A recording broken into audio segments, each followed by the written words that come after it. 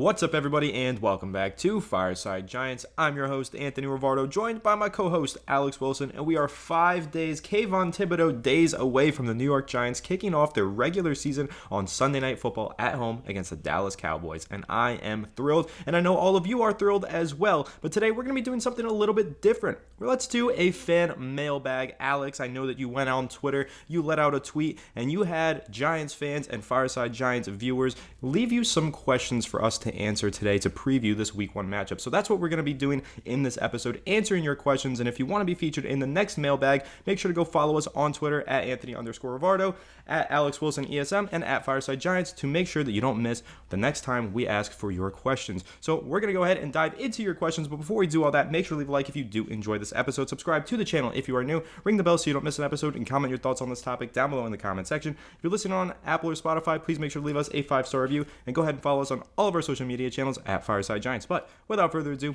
Alex, how are you doing today, my friend? And what is the first mailbag question that we are going to answer? I'm doing great, man, and I wanted to, it's kind of slow news right now. Obviously, some minor stuff kind of trickling in. Obviously, like Daniel Jones restructuring, and the Giants open up a little bit of salary space, but ultimately thinking about the future, thinking about a couple days from now. I had my draft last night, ended up with Bijan Robinson and Garrett Wilson, so my first 2 picks. Very happy about that. Really high on both of those guys. And then I ended up with none other than Darren Waller and Daniel Jones as my quarterback and tight end. I think Waller's basically a wide receiver 1. I think that he may end up, as long as he stays healthy, he's probably going to be one of the best tight ends in the game because he's basically a receiver in our offense. So I'm feeling pretty good about that. And then Daniel Jones with the running game as well. I feel like this offense, I was hanging, one of the guys in my league is a Cowboys fan, and I was talking a lot of shit last night, I gotta say. He thinks that the Dallas Cowboys are gonna wash us. He thinks that they got so much better. I'm like, you got like 35-year-old Brandon Cooks as the only other guy you added to that team. Your offensive line's gotten worse. Your left guard, Tyler Smith, is injured. I don't know what they're talking about. I don't know what they're thinking over there, but I'm like, don't sleep on us, bro. Like, we got better, a lot better, and we're going to talk about some of those variables here. But the first question, not so much Giants related, but us related. So David East on Twitter says, just wondering, what do you guys do full time? So for those wondering that what we do full time, this is what we do full time.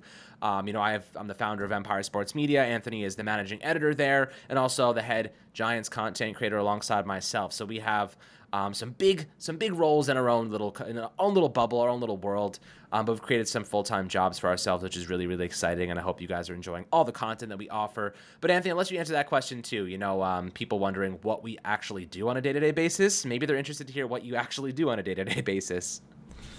Yeah, well, I'm really grateful to do what I do on a day-to-day basis, which is managing editor and full-time content creator for the New York Giants at EmpireSportsMedia.com. Of course, I edit articles, I write articles, I produce social media content, and of course, I do Fireside Giants for all of you loyal viewers, and that's pretty much the gist of my day-to-day, making sure that the articles that we post are of the utmost quality and making sure that I'm writing to the highest quality that I possibly can, and of course, delivering a podcast that all of you enjoy to listen to. So that's pretty much what I do every single day. That's my full-time job, and I love it, and I'm grateful, and I'm blessed. I talk about the New York Giants for a living. What more could I ask for? That's a good point. It's a very good point. Now, talking about the Yankees for a living, which is partially what I do, has not been as fun lately. In fact, some might say it's mental hospital-esque. But looking at the next question here, so Tej Patel. Really interesting question because I think it definitely goes into week 1 and also the kind of curiousness about this cornerback situation. He asks, on a scale of 1 to 10, how worried are you about the starting 2 CBs, the rookie CBs that is, against CeeDee Lamb, Brandon Cooks, and Michael Gallup? I understand they did good in the preseason, but this game could get ugly quickly and could get ugly badly. So I'll say this. As long as we put pressure on Dak Prescott, he's going to make mistakes, and we're going to be able to turn the football over. Brandon Cooks is traditionally a 1,000-yard receiver, like year in and year out, has had some issues with concussions and injuries, but nonetheless, he's a good player, and I think that he's going to be a nice piece for that Dallas offense. But, talking about the rookie CBs, you're not going to see them against CeeDee Lamb that much. You're going to see Adoree Jackson probably traveling a lot. And then if he goes onto the outside in certain packages, you may see Trey Hawkins go off the field and then Darnay or Cordell come into the slot, depending on how they kind of utilize, CeeDee Lamb in this game, but we know CeeDee Lamb is one of the best receivers in the game. You have to make sure that you're on his case at all times. So Xavier McKinney, Jason Pinnock, guys that are going to be in that safety kind of position, got to be wary of him. But at the same time, they always use their tight ends really, really efficiently. I think they have a new tight end. I think Dalton Schultz is with the Houston Texans, so they're turning over tight ends a lot. But you know what? They always find really good options there, and it's definitely a situation where the Giants have to manage that position. But I trust Isaiah Simmons to help in coverage. I trust Bobby Okereke to help in coverage, so I'm optimistic there. But at the same time, on the outside, Brandon Cooks, I think you're having Deonte Banks man-marking Brandon Cooks in this game because he's got that speed. Brandon Cooks is traditionally very fast, downfield threat. That's where he makes his living, and I think Deonte Banks has the makeup speed, that 4.3 type of athleticism to match up with him very, very nicely. I think he's also got strength, so it's going to be a challenge because he's a very savvy veteran receiver. But I do like Deonte Banks against him in that matchup. Michael Gallup, Trey Hawkins, that's another really good matchup.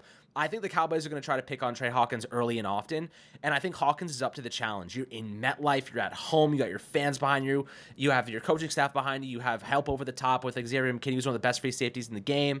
Right now, I feel pretty optimistic that Trey Hawkins is going to hold up. Michael Gallup's good, but he's not great, so I think that, if he could go step for step with Jamison Williams, I don't think Michael Gallup's going to get the best of him personally, so I'm pretty excited to see that matchup, but I think that we actually do match up well against Brandon Cooks and Michael Gallup, but when it comes to CeeDee Lamb, I trust Adoree Jackson. That's the matchup you want right there, Adoree Jackson versus him. So, what are you thinking about that?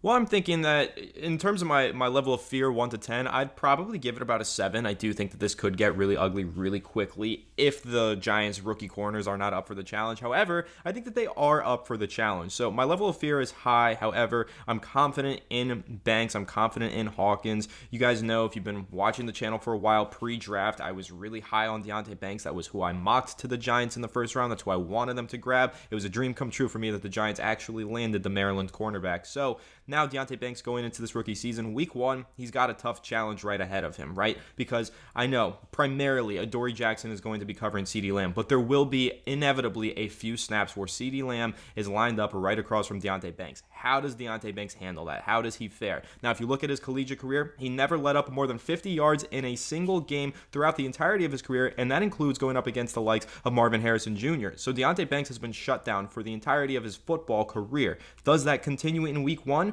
Well, he's going up against much more difficult competition now with CeeDee Lamb. Michael Gallup is a very good receiver, and so is Brandon Cooks. Despite them not being what they once were, those two players are still really efficient at this stage in their careers, respectively. And now you look at Trey Hawkins as well. 6th-round rookie. How does he fare in his first regular season contest? I do think that he's going to get beat a couple of times. It's inevitable. You're not going to have your rookie cornerbacks go out there and just be completely locked down the entire game. So you're going to see Banks and you're going to see Hawkins get beat a few times here and there, but how do they respond? That's what you want to see from rookie cornerbacks, because let's take a look back on, and reflect on Eli Apple when he was the first-round rookie that the Giants drafted at cornerback, right? He would get beat and he would not respond well. He would get frustrated and he would get beat again and again and again. So Deonte Banks, hopefully he gets beat and he bounces back really quickly and is able to get a pass breakup here or there, because that's a player that plays with confidence, and when he maintains that confidence, he makes one big play for himself, he could start compounding on that, start making big plays in succession. And same for Trey Hawkins as well, who's looked really good all summer. So yeah, I do have a high level of fear with this, just because I think that Dallas has a very good receiving core. I also think that Dak Prescott, historically speaking, always dominates the New York Giants, has won his last 10 contests against the Giants. So Dak Prescott, slowing him down is the key to victory here, and he does have a lot of weapons to work with. But I am confident in Adoree Jackson. I think that he can manage his own against CeeDee Lamb. Is he going to shut him down completely? Probably not. CeeDee Lamb, I don't think you can shut him down completely. He's an all-pro talent, but I do think that having Jackson on Lamb is the key to winning that matchup between our secondary and their receiving core. But Banks, Hawkins, they need to rise to the occasion. It's week 1. They're getting thrown into the fire, baptized by the fire, so to speak, by going up against this receiving core in their first professional game. But I am confident in them, and I think that if they have a really solid performance, those two rookie cornerbacks, if they turn in solid performances in week 1, the Giants will be on their way to victory. Yeah, absolutely. It really may come down to that. It's going to come down to three players. Banks is going to come down to Trey Hawkins and Evan Neal. Those are the three guys who are going to determine how, this game pans out. Now, I'm definitely curious. I actually had a crazy dream last night against the Commanders for some reason. It was so weird. It was such a weird dream because I was just coming off my fantasy draft. I was just talking about the Giants a lot. So it was like in the forefront of my mind. You know it's football season when you're dreaming about the Giants winning football games. So the dream was against the Commanders. We started off pretty slow. We were having a tough game, but then we ended up winning in like the final moments. We scored a touchdown to win it. So let's see if that comes to fruition. But it was a super weird kind of dream, and I was like, okay, like this is interesting. But nonetheless, it is certainly and it's going to be an important variable for this Giants team. The secondary may hold everything up, or it may crumble everything down. So that's really what we're looking at right now. But this is what Firecracker had to say on Twitter. Assuming Evan Neal takes a step up, which is a big assumption, what is the ceiling of the offense? And I think that that's a really good question, because if Evan Neal takes a step forward, like an Andrew Thomas level, like, second year step forward, this offense is going to be very good. Very, very, very good. We have one of the most forward-thinking offenses in the game. Creativity, playmakers, a running quarterback, a star running back, a star tight end. Like, if these guys stay healthy and Evan Neal plays well, I think the ceiling of this offense is top 7 in the league, top 6 in the league. Actually, I think that's our peak. That's our ceiling. Our floor is probably average in the league. I think that's where I would put us.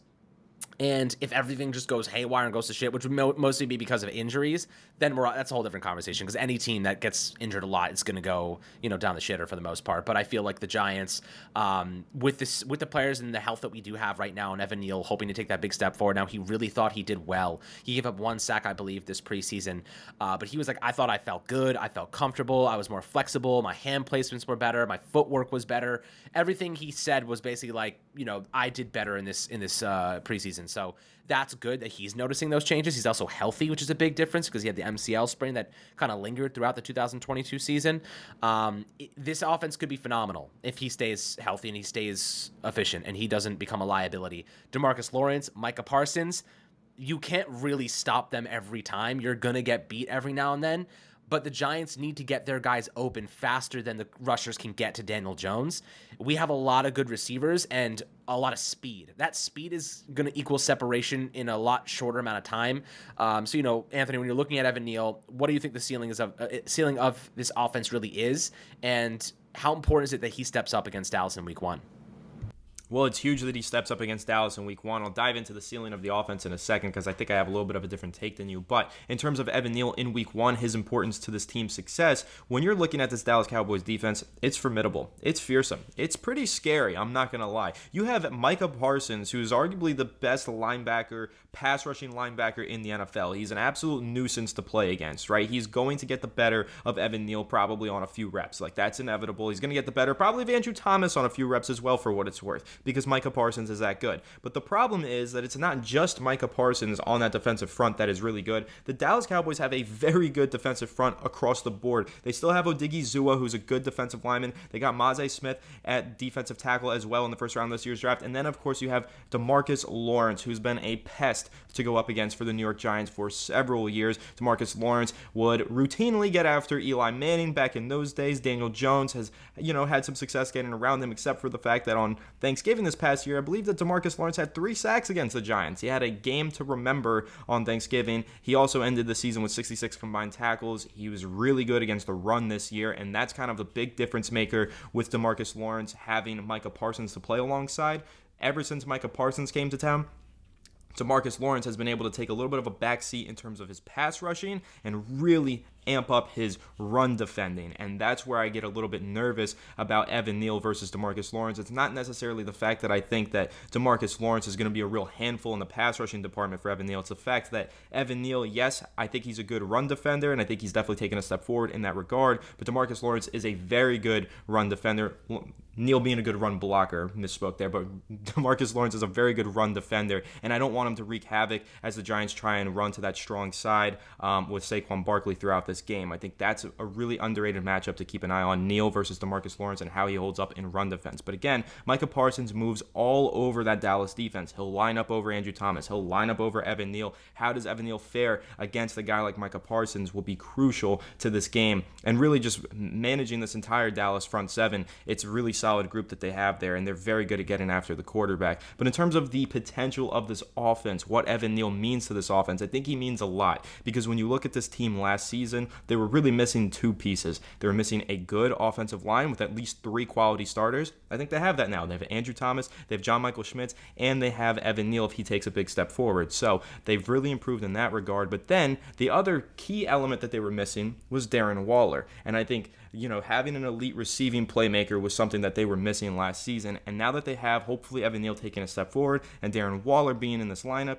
the Giants offense can be really, really good this season. But in terms of its ceiling, even if Neal takes that step forward, I don't think that they can really crack that top 10, because when you look at these offenses in the NFL, it is loaded. The Giants, yes, they got Darren Waller. He'll be their de facto wide receiver 1. But the only way that I could see this being a top 7 offense in the NFL, like you mentioned, Alex, would be if they also had that wide receiver 1, because the Kansas City Chiefs, Buffalo Bills, Eagles, Lions, Niners, Dolphins, Vikings, Bengals, Chargers, Jaguars, Cowboys even, all of these teams had really good offenses last year. That's your top 10. And most of those teams actually got better on the offensive side of the ball. You look at the Vikings adding Jordan Addison, and you look at the Cowboys adding in Brandon Cooks, even previewing this Week 1 matchup. So there's a lot of talent on the offensive side of the ball in the NFL. So do I think that the Giants are going to have a top 7 offense? No, but top 10 I do think is realistic, and I think that a lot of that success really hinges not only on Evan Neal but also on the dynamic play of Darren Waller.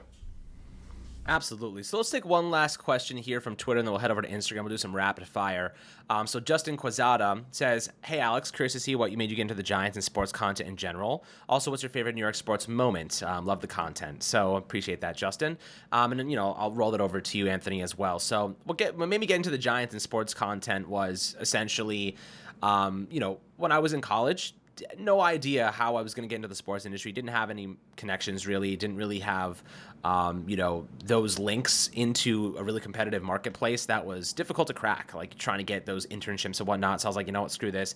I'm just going to start my own thing, start a blog, and, started it through class, and ultimately it kind of developed into something really cool and really special that's offered a lot of opportunity to a lot of people, including myself. So I think it's been just a great journey, and something that, like, sometimes when you feel like there's nothing there in front of you, sometimes when you feel like there's no road, you have to pave your own path. You got to lay the bricks yourself. You can't take somebody else's path. You can't always take the road that's traveled. Sometimes you got to take the road that's less traveled. Sometimes you got to just pave that thing yourself and create something out of nothing.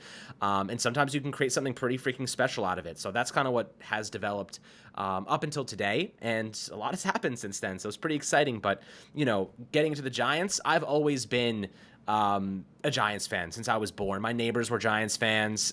We were Giants fans for Halloween when I was like 3 years old. Like, that's how it's always been. You know what I mean? So we were actually Giants players. I think I was 5, big ass freaking helmet. It was hilarious. So, they've always been a part of my life. I was growing up when they won those Super Bowls, and like, I'll never forget, when you're young and you have those key moments in your life, even when you're older and you have those adrenaline moments where, like, not Tyreek Hill, but David Tyree makes that catch. Eli Manning gets out of that sack. And Mario Manningham makes that catch on the sideline. Victor Cruz catches a touchdown. You know what I mean? Like, that 99-yard touchdown that Cruz had against the Jets on Christmas Day. I was at that game. Those moments, you never forget them. And you never forget not only what you saw, but how you felt, the emotion behind it. And I remember when Tyree caught that ball, I physically fell out of my chair. I was like 11 years old at the time. I was 12 years old. I was really young. Maybe I was a little bit older. No, I was, I guess, 2007. Yeah, I was like 11 years old, and for an 11-year-old, I was impacted by that more than I can even recall. I remember the emotion of just pure, like, and I still get that feeling today. You know what I mean? That same feeling you got when you were 11 years old, falling out of your chair, seeing what just happened, till you're 28 years old. I'm 27 now, but like, you're 27 years old, and you still get that same exact feeling when Daniel Jones rushes in, or Saquon bulldozes 2 guys into the end zone, or, hopefully Darren Waller or Andrew Thomas catches a touchdown because nobody else can. I feel like maybe that, like, those kind of moments, you still feel that same emotion, which is pretty awesome. So, like, I've always just been attracted to the game because of that adrenaline high, and because, like, that passion just never goes away. You experience those positive emotions at such a young age. I think if I was a Jets fan and I only experienced pain and suffering, I probably would have left it back behind me a long time ago. But as a Giants fan, having experienced such great, bright moments at such a young age, it just locked me in for life. After that, it was over. I was done. Like, I was going to be a Giants fan forever. So, Anthony, what is your perspective on that? What got you into, being a Giants fan and into content in general? Well, into being a Giants fan, I was born a Giants fan. I come from a family full of Giants fans. My uncle was a big influence on me in that regard. He's always been a lifelong Giants fan. Growing up, we used to watch a lot of New York Giants football together, but my mom is also a huge Giants fan. In terms of my greatest memories watching the Giants, well, I'll never forget when Eli Manning got absolutely pummeled in that 2011 conference championship game, eventually went on to lead the team to a victory. I just remember when that kick went up through the uprights. Shout out to Lawrence Tyne for kicking us to the Super Bowl, and just being so happy and so excited, calling my uncle because we weren't able to watch that game together, calling him on the phone. I had like tears in my eyes. I'm a young kid. I'm so happy that the Giants are going to the Super Bowl. And then, of course, them winning the Super Bowl. I have a really distinct memory because I did watch that with my uncle. My uncle's friend came with me. When Justin Tuck got that sack and he did his signature bow, I got up and I bowed with my uncle's friend, and that's like just one of those core memories that sticks out from that Super Bowl. But so many phenomenal memories watching the Giants. I've been to a number of Giants games. I was there when Odell Beckham had a hat trick against the Miami Dolphins in Miami. Big long touchdown. I got a great video of him making that sideline toe tap grab in the end zone, and so many great memories. And probably one of my favorites while watching the Giants live in person was Daniel Jones' first start. That comeback, it was just such a roller coaster of emotions at the end of that game. I was there in Tampa Bay, and it looked like the Giants had won it. He led them down, game-winning drive. Then it looked like they had lost it when they gave up that huge play to Mike Evans deep downfield. Then Tampa Bay missed the field goal, so then I was back on the moon and really happy. So that was just probably the biggest roller coaster of emotions that I've ever experienced while watching a football game. And I was there in person to watch Daniel Jones make his first start, get his first win, and that was really exciting. So those are some of my favorite memories watching the Giants. But what got me into content creation, just one day, senior in high school, I was scrolling through Twitter, saw this guy Alex Wilson tweeting about the Giants. I was following him for a few weeks or a few months, whatever the case might be. Then he tweeted out, "Hey, I'm starting this blog. I need writers." And I was like, you know what? I'm an AP Lang. I'm a great writer. Let me try my hand in some sports journalism. So sent him a message on Twitter, and that was the start of something new. And ever since then, I've been a member of the ESM team, and I've been here on Fireside Giants creating content with my partner in crime, Alex. So the moral of that story, guys, if you're listening to this, is don't be afraid to just shoot your shot. Take that chance. Send that Twitter DM if you think it could be something in your career, and just take those opportunities and really grab them by the horns and make the most of them. Absolutely. Well said, my friend. Let's dive into some Instagram questions. We'll do just a little bit of rapid fire. So, from Matt Fetzer, could the Giants potentially have 4+ players with over 8 sacks? I mean, I could see Dexter Lawrence doing it. I could see Leo doing it. I could see Kayvon doing it. And I could see Azeez Ojulari doing it. So, if they get all 8 sacks, the short answer is absolutely. I could see it happening. Is it likely? Probably not. But you know what? Anything's possible. Those guys are all ridiculous, talented pass rushers. So, yes, I could see it happening. What are your thoughts on that? I could see it happening too, and I'd even say, 5 is a possibility. Don't forget about Leonard Williams as well. You've got Azeez, or maybe you said it, Leonard Williams, but I don't know. But yes, I could see it happening. 4 8+ sack members. I think that Thibodeau takes a big step this year, and he should definitely reach 8. Dexter Lawrence, that would be a career high for him, but I could see him doing it. We've seen Leonard Williams crack double digits before, and if Azeez Ojulari does stay healthy, I think that he absolutely could crack 10 sacks this year as well. So I'm really excited about this group of pass rushers that the Giants have.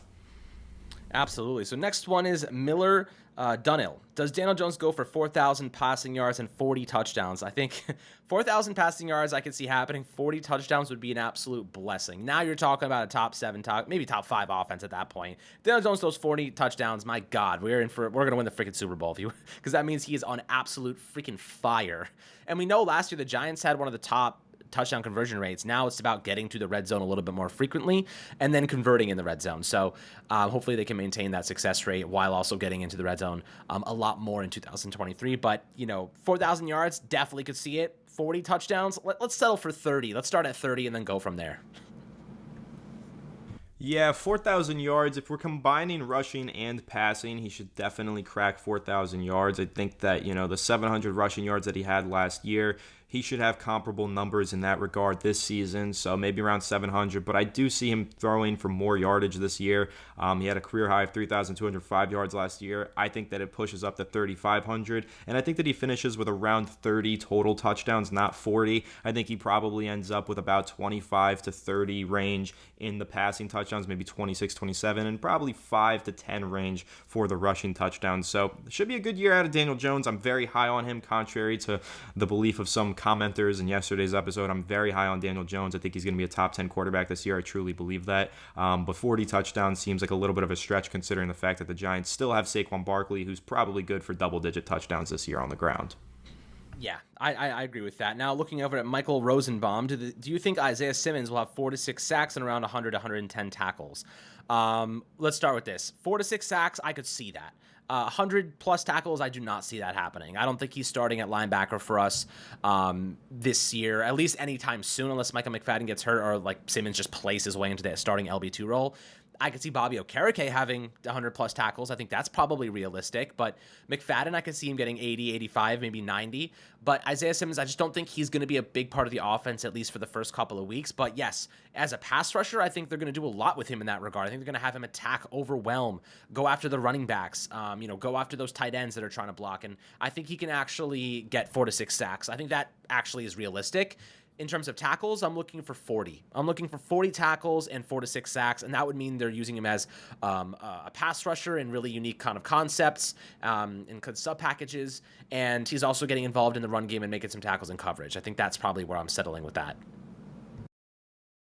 Yeah, and I think that I agree with you there. I think that Isaiah Simmons is going to start out as a package player for the New York Giants, meaning that he's not on the field on a down-to-down basis. I think that he's going to be worked in on certain sub-packages. If the Giants are in dime defense and they want to line him up in a precarious position, whether that be on the edge or whether that be in the nickel, he's just kind of one of those players that can do it all. And I know that the Giants have said that they intend to use him in more of a traditional linebacker aspect, but I still think that if you're not utilizing his skill set and the fact that he can play all over the defense, you're not utilizing his skill set properly. So I anticipate that the Giants will move him around, make him a package player, put him in for certain sub packages that they're going to play. But the 4 sacks does sound very realistic to me, considering what we saw in that preseason game against the Jets. They were blitzing him frequently. He got to the quarterback for a quarterback hit. Of course, Aaron Rodgers evaded the sack, but he still got there and pressured the quarterback. So the 4 sacks sounds realistic, but I honestly think 30 to 40 tackles is probably more realistic, because I think it's more comparable to a package player like when you look at O'Shane Ximenez's stats last year, 24 combined tackles, 2 sacks.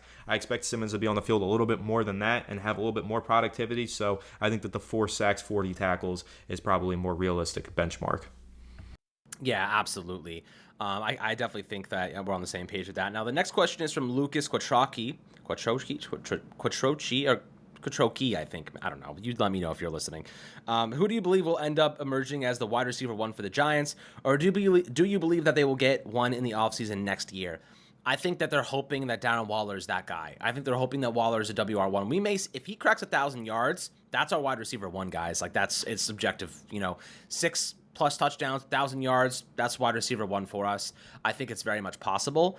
Now, I think long-term, they would prefer to have an actual WR1. Maybe Hyatt ends up becoming that guy. You know what I mean? Maybe Hyatt does end up becoming a WR1 as he refines his skill set, refines his route running, gets chemistry with Daniel Jones. Like, maybe we'll see that type of development and growth from him. That would be the best case scenario. Now you keep Waller, and you have another top budding receiver in Hyatt who could be a superstar for you. You know what I mean? He's got the speed. Now it's about refining his other qualities. So personally, I see Waller as being the WR1. But I think they're going to spread the ball around a lot. I think Waller's going to command a lot of double teams. You're going to see a lot of these guys get involved. Paris Campbell, Wandale's coming back.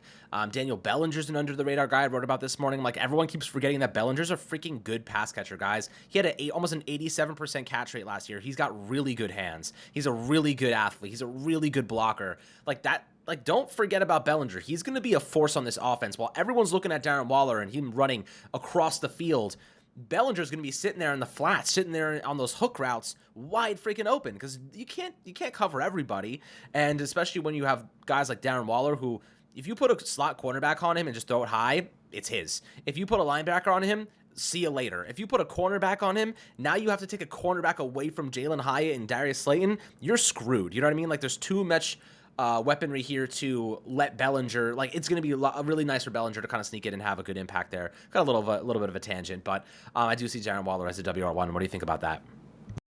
Yeah, in terms of production, I think that Darren Waller is intended to be their primary receiving weapon. He'll have that WR1 production. But in terms of who will be the number one wide receiver on this team outside of Darren Waller, since he is listed as their tight end, I think that it's going to be Darius Slayton. And I think Darius Slayton is a dark horse 1,000-yard receiver this year. I'm going to keep saying that. Not saying that it's likely, but an outside chance that he could top 1,000 receiving yards. He was on pace to do it last year. He looks like a significantly improved player at training camp. And he's entering his 5th season in an offense that's really starting to click. Daniel Jones is really ascending into franchise quarterback status.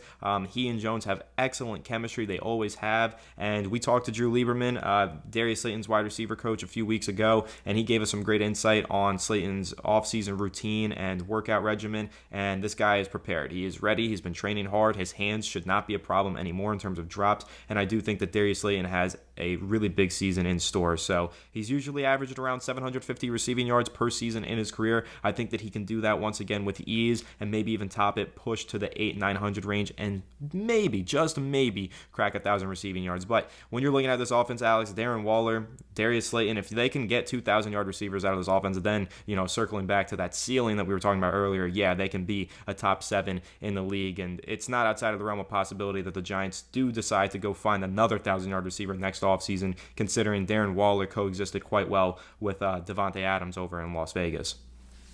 Absolutely. Let's take 2 more questions here. What will a contract for Xavier McKinney look like from CC Kleinfelter? Ultimately, we don't know just yet. It's really going to depend on his performance this season. But if I had to guess, I'm giving him like a 3-year, $13 million per season deal, maybe with incentives to get to 13. I don't necessarily like investing a lot at the free safety position. I think that it's kind of a luxury to invest a lot there. I think the Giants could probably draft someone in the 2nd round, and maybe they're not going to get Xavier McKinney type of value, but they can certainly keep the cost a lot down. And look at the contracts that they're handing out. Like Jamal Adams, that contract, massive mistake. You look at, Minkah Fitzpatrick's another level. He's the best free safety in the game, arguably. You got like guys like Jesse Bates. You have some really good talented players, Budda Baker, but I just don't think that Xavier McKinney is any of those guys. You know what I mean? I don't think he's Minkah Fitzpatrick. I don't think he's Jesse Bates. I don't think he's Budda Baker when in his prime. I just don't think he's that level. I think he's tier 2. And I think tier 2 guys, he'll land in the $13, $14 million range. Maybe there's incentives to get there, but I just don't think Joe Shane's going to give him that much. If they wanted to pay him, he would have already been paid. That's what I'm kind of starting to realize in this Giants front office, is that if they like guys enough, they get paid. If they think that if they think the positional value is there, they get paid. Andrew Thomas, Dexter Lawrence, Daniel Jones, those guys got paid. Look at the smaller deals. Darius Slayton, 2 years, $12 million. It's not a lot. So looking at Xavier McKinney, they're like, we're not even talking about that right now. Maybe it'll start at some point in the season. But I think they're just like leaving the door open to see if it comes in cheaper. I just think that if they were going to sign him, it already would have happened, which means to me, they don't see the value there. Or at least they don't see it yet. It could change if he has a ridiculous season. But at the end of the day, like, that's telling to me. And I think that maybe if they were going to give him a contract, I would probably land in the range of like 3 years, maybe $36 million, and maybe half. I don't know how much guarantee. Maybe half of it's guaranteed. They have an out after the 2nd season. That's kind of where I would go with that. But I'm not. He's been a little bit inconsistent. The injury last year, I like him a lot. He's made a couple of really nice plays for us, but I do think that it's a luxury to overspend at free safety. So what are your thoughts on that? I think it'll be interesting. Again, like you said, it's very dependent on how he performs this season. But if I had to put a ballpark number on Xavier McKinney's annual average value, I think that he's going to land around $10 million. Now, if he has a really good dominant all-pro season, that can balloon up to $16 million per year. If he has a lackluster season, it can fall down to around $6 to $8 million per year. But I want to say that $10 million is that happy middle ground. If he has just a good year, like one that's expected of him, and he gets that long-term contract with the Giants, I think it would come in around $10 to $12 million. million per season. So if you're keeping an eye on McKinney this season, trying to project what his contract would look like, I think around $10 million to $12 million per season is the likely bet. But again, it's really dependent on how he plays this season. If he plays the full season, stays healthy, and if he has another dominant year like he had in 2021 with 5 interceptions, if he does that again, he could balloon that contract up quite significantly. But right now, if I had to guess, it's going to be around 10 to 12 million per year. Yeah, I think that's pretty fair. Now let's take a look at one last question. This guy says, am I the number one Fireside Giants fan? You may just be, but I think we have a lot of really, really awesome fans here, so I appreciate that love as always. Let's see. Will Saquon be in the Giants uniform in 2024? Man, I don't even want to get into that. Let's skip that one for now. We'll revisit that later on in the future. Let's see. Okay, we'll do this one. How about Ben Goldbach? How many touchdowns will Jalen Hyatt have in the regular season?